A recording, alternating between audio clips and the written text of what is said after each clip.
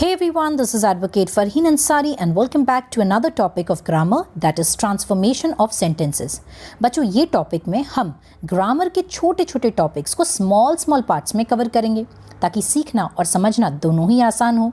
जैसे use of if and unless, how to use too and so in a sentence, use of not only but also, how to use gerunds and infinitives, no sooner than, change the sentence from affirmative to negative and vice versa, change from assertive to exclamatory and vice versa, change from rhetorical to assertive, how to frame WH type question or rhetorical question, how to spot the error in a given sentence, change the root form of words जैसे simple but board exams में पूछे जाने वाले topics को हम इस topic के द्वारा कवर करेंगे.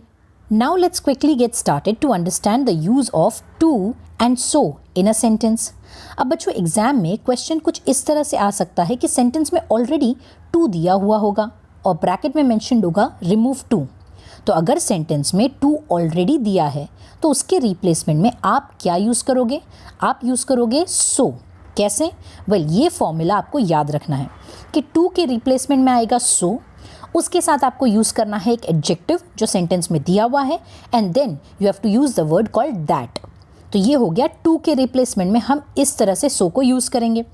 उसी तरह अगर सेंटेंस में सो ऑलरेडी दिया हुआ है तो उसके रिप्लेसमेंट में क्या यूज़ करना है?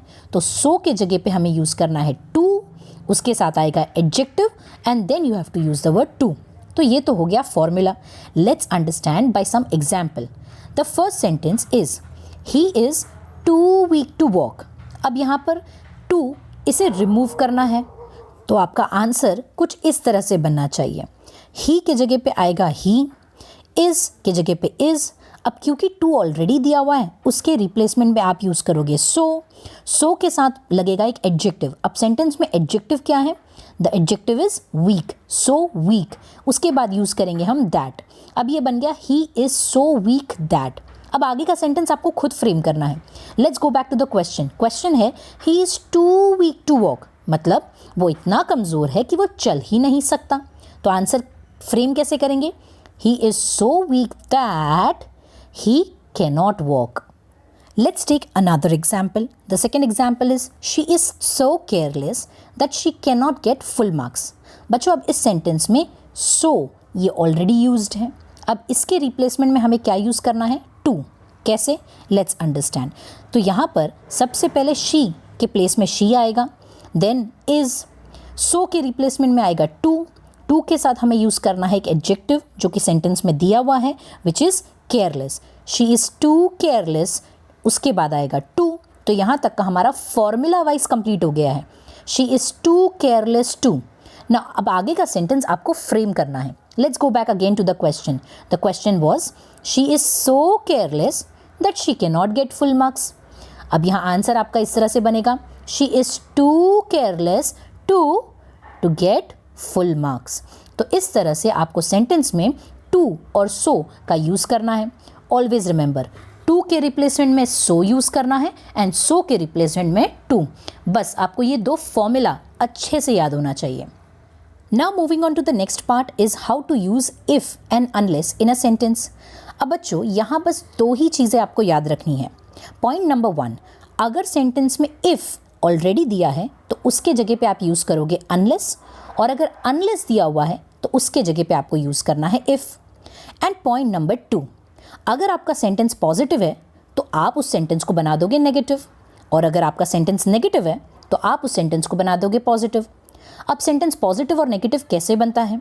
तो अगर सेंटेंस में नो, नॉट, नेवर है तो सेंटेंस बनेगा आपका नेगेटिव, और अगर सेंटेंस में नो, नॉट, नेवर नहीं है तो है आपका sentence positive. Now let's understand by way of some examples. Now the first example is if Raj does not work hard he will not pass. बच्चों अब इस सेंटेंस में ऑलरेडी इफ दिया है तो इफ के रिप्लेसमेंट में हमें यूज़ करना है अनलेस. अब यहाँ एक चीज़ याद रखो, सेंटेंस के उस पार्ट पे ही आपको काम करना है जहाँ इफ़ और अनलेस है, बाकी का सेंटेंस एज इट इज़ रहेगा. कैसे सॉल्व करेंगे? Let's understand. अब यहाँ सेंटेंस में ऑलरेडी इफ़ है तो इफ़ के रिप्लेसमेंट में सबसे पहले यूज़ करेंगे आप अनलेस. अब इफ़ के साथ जो पार्ट है आप उसको देखो, वो है नेगेटिव में, बिकॉज वहाँ पर एक वर्ड है नॉट। अब अनलेस के साथ जो सेंटेंस बनेगा वो बनेगा पॉजिटिव में। तो कैसे लिखेंगे आगे? अनलेस के बाद लिखेंगे राज के बाद डज नॉट वर्क हार्ड। याद रखिए, हमें अनलेस के साथ सेंटेंस को पॉजिटिव में बनाना है।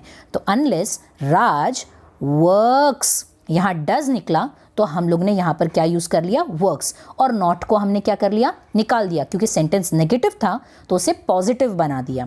Unless Raj works hard, then you will put a comma, जैसे सेंटेंस में दिया हुआ है, और बाकी का सेंटेंस एज इट इज़ लिखेंगे, ही विल नॉट पास।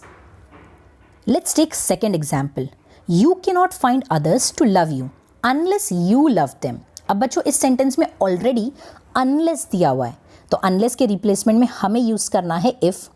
याद रखना है, जिस पार्ट में इफ़ या अनलेस है बस उसी पार्ट पे काम करना है, बाकी का पार्ट एज इट इज़ लिखना है। अब यहाँ फर्स्ट पार्ट को आपको बिल्कुल चेंज नहीं करना है, वो एज इट इज़ रहेगा, you can not find others to love you. आगे अनलेस के जगह पे आप यूज़ करोगे इफ़।